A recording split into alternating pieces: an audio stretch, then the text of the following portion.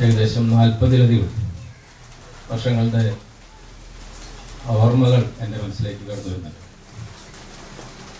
എൻ്റെ മൂത്ത സഹോദരൻ്റെ ഭാര്യയാണ്. മൂത്ത സഹോദരൻ എന്ന് പറയുമ്പോൾ എൻ്റെ അമ്മയുടെ ആങ്ങളയുടെ മകൻ്റെ ഭാര്യയാണ് സാധനം ചേച്ചി.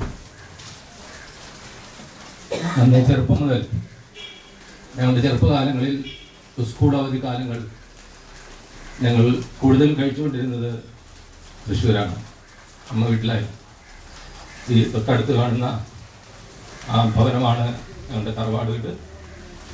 അതിൻ്റെ പഴയ അവസ്ഥയിൽ ഞങ്ങളുടെ ചെറുപ്പകാലങ്ങളിൽ ചേച്ചിയോടൊത്ത് കഴിഞ്ഞാൽ ആ സന്ദർഭങ്ങൾ വളരെ മധുരിക്കുന്നതും വളരെ ആശ്വാസം നൽകുന്നതുമായിരുന്നു. ഇതുവരെയും ആ സന്തോഷത്തിലും അസമാധാനത്തിലും പുലരുവാൻ തക്കവണ്ണം കർത്താവ് ഇടയാക്കി തീർത്തു. 1994 ചേട്ടൻ ഏർപ്പെടുന്നത്.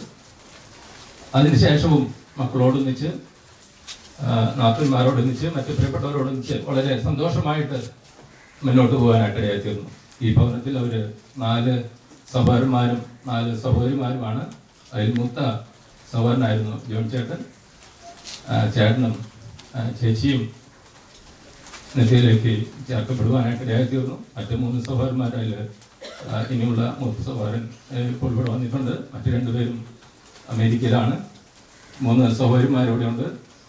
ഒരു സഹോദരി ഡൽഹിയിലാണ്. അങ്ങനെ അവർ സന്തോഷം ആ നിലയിൽ മുന്നോട്ട് പോകുന്ന അമ്മായിയും ഇവിടെ ഉണ്ട്.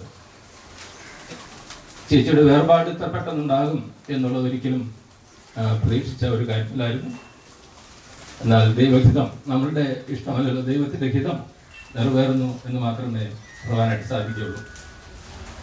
പെട്ടെന്ന് എൻ്റെ മനസ്സിലേക്ക് കടന്നു വന്ന ഒരു വാക്യശകലം 90-ാം സങ്കീർത്തനത്തിൽ മോശ ഇങ്ങനെ പറയുന്നു: മനുഷ്യപുത്രന്മാരെ തിരികെ വരുവിൻ എന്ന് അരുളിച്ചു ചെയ്യുന്നു.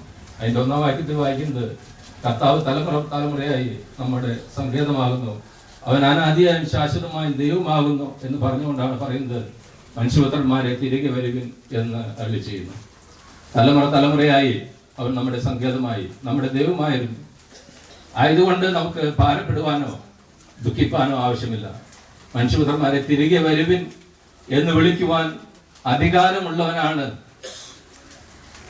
ഇപ്പോൾ ചേച്ചിയെ വിളിച്ചിരിക്കുന്നത്.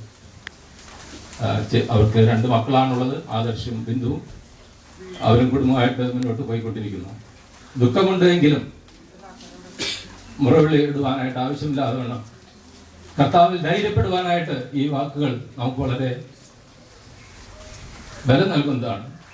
തിരികെ വരുവാൻ അവൻ, തിരികെ വിളിക്കുവാനായിട്ട് അവന് അധികാരമുണ്ടായത് ആ 3-ാം വാക്യത്തിൽ തന്നെ പറയുന്നത് അവൻ മനുഷ്യനെ പൊടിയിൽ നിന്നെടുത്തു പിടിയിലേക്ക് തിരികെ ചേർക്കുവാനായിട്ട് തീർന്നു.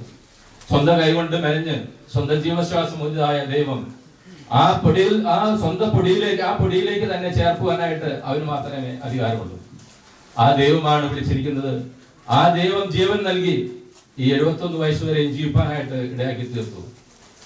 മോശ ഗോൾഡിച്ചേട്ടൻ ആർത്തി പറഞ്ഞ പോർത്തല്ലോ, ഏറെയായാൽ 70 മനുഷ്യന്റെ ആയുഷ്കാലം 70 സംവത്സരം, ഏറെയായാൽ 80 എന്നുള്ളത്. ആ 70 സംവത്സരം വളരെ സന്തോഷത്തോടും സമാധാനത്തോടും കൂടി കഴിവാനായിട്ട് ഇടയായി തീർന്നു. ഏറെയായാൽ 80 എന്ന് പറയുമ്പോൾ പിന്നീട് പറയുന്നത് അതിന്റെ പ്രതാപം പ്രയാസവും ദുഃഖവും എന്നുള്ളതാണ്. ആ ദുഃഖങ്ങളിലേക്ക് കടന്നു പോകാതെ വേണം, പ്രയാസങ്ങൾ കൂടുതൽ അനുഭവിക്കാതെ വേണം കർത്താവ് പ്രിയപ്പെട്ടവളെ കാത്തു എന്നുള്ളത് ഓർത്ത് നമുക്ക് ദൈവത്തെ സ്തുതിക്കാം.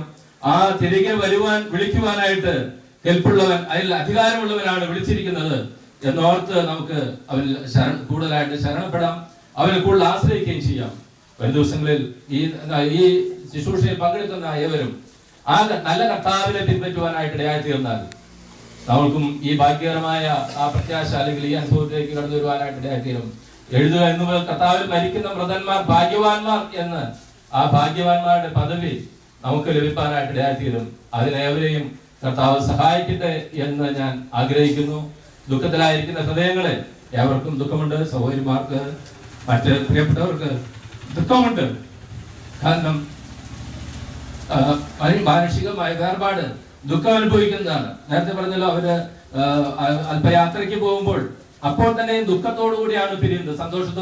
സന്തോഷത്തിന് വേണ്ടിയാണ് പോകുന്നതെങ്കിലും ആ അല്പമായ വേർപാടിൽ ദുഃഖമുണ്ട്. എന്നാൽ വീണ്ടും കാണാം. അതുപോലെ തന്നെ വീണ്ടും കാണാമെന്നുള്ള ആ വലിയ പ്രത്യാശ കർത്താവ് നമുക്ക് നൽകിയിരിക്കുന്ന ഓർത്ത് നമുക്ക് ദൈവത്തെ സ്തുതിച്ച് വരുന്ന ദിവസങ്ങൾ കൂടുതൽ ദൈവത്തോട് അടുത്തുകൊണ്ട് ഈ വചനങ്ങളെ കൊണ്ട് ഇന്ന് നാം കേൾക്കുന്ന ദൈവവചനങ്ങളെ കൊണ്ട് അതിനെ ആശ്വസിച്ചുകൊണ്ട് വരുന്ന ദിവസങ്ങൾ കഴിയുവാനായിട്ട് കർത്താവ് നമുക്ക് ഏവർക്കും കൃപ നൽകട്ടെ എന്നുള്ള പ്രാർത്ഥനയോടും ആഗ്രഹത്തോടും കൂടി ഞാൻ എന്റെ വാക്കുകൾ നിർമ്മിക്കുന്നു. ദൈവനാമം എല്ലാ നിലയിലും ഓർത്തുപെടുവാനാണ്.